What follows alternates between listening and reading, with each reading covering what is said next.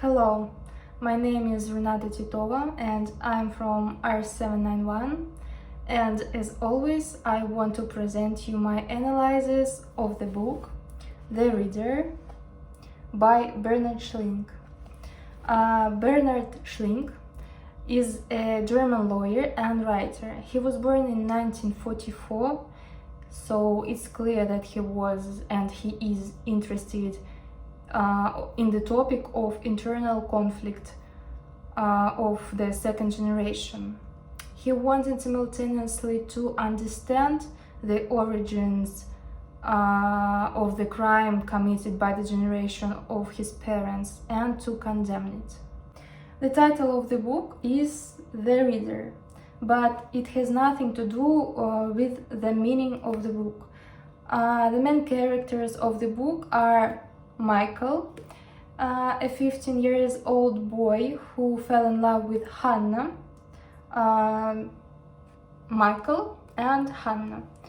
Hannah, a 36-year-old woman who worked as a tram conductor. The plot of the book is rather unusual for us now, but not for that time, especially in Germany. Michael and Hannah had an affair. I would say an abnormal relationship. Hannah made a scene and Michael always apologized as he loved her very much. Hannah was camping in his head, and also they had such a tradition. Michael read classical literature aloud to Hannah, so he was the reader for her. Then one day Hannah disappeared and the boy thought it was his fault. Then he promised himself he would never grovel or love again, so that it wouldn't hurt. He next saw Hannah when he was studying in law. She was on trial for her part in a war crime. It turned out that she had served in Auschwitz until early 1944, and then in a small camp near Krakow. Because of her, people died. Then Michael had finally realized that Hannah was illiterate. She couldn't read or write, and she was ashamed of it. She hid it from everyone and even from the court. She sacrificed her liberty for her secret, and she was sentenced to life. After many years after his divorce, he began to record his favorite books for Hannah and sent off the package of the machine and the tapes to her. In prison, Hannah learned to read and write. Finally, her plea for clemency was granted, and Michael was supposed to pick her up after 18 years in prison. But he visited her for the first and last time. She committed suicide in her cell. All the time, the boy in this story had controversial feelings about Hannah. He loved her all his life, even after he found out what she had done. He couldn't be with any woman after her, and also he hated her and what she had done with him. But he tried to understand her motives and her feelings. Even when a grown man, he was madly in love with Hannah, and he was proud of her. This story is based on flashbacks. All things that the reader sees are the memories of Michael. We don't know Hannah's thoughts. They are given only in their dialogues. So Hannah remains closed character to the reader.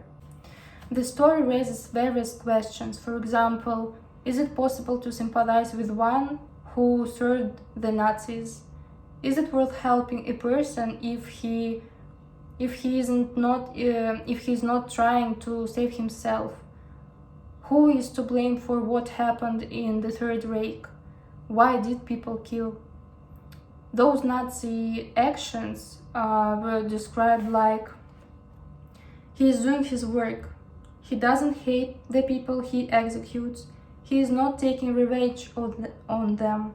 He is not killing them because they're in his way or threatening him or attacking him. They are a matter of such indifference to him that he can kill them as easily as not. At any rate, this story is about forgiveness, not only of Hannah Schmidt's, but of the entire generation, for the main character and for the author of this story.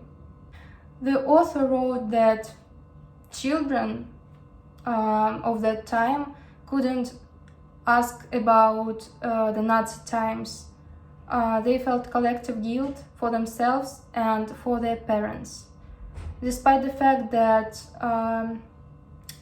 it's a rather difficult subject to discuss and to read, the characters themselves are love-soaked. For me, Hannah Schmidt is a lost woman, but she was a very strong woman. She certainly felt guilty. She knew what she had done. She couldn't live in peace in her mind. As soon as she learned to read and write, she began to read a huge number of books about camps. Unfortunately, she couldn't forgive herself, and she wasn't ready to be free. After all, her money in her name was donated to the Jewish League Against Illiteracy. Thank you for listening, and I hope that people will remember their history, the history of their nations. But remembering this means accept and forgive. Thank you.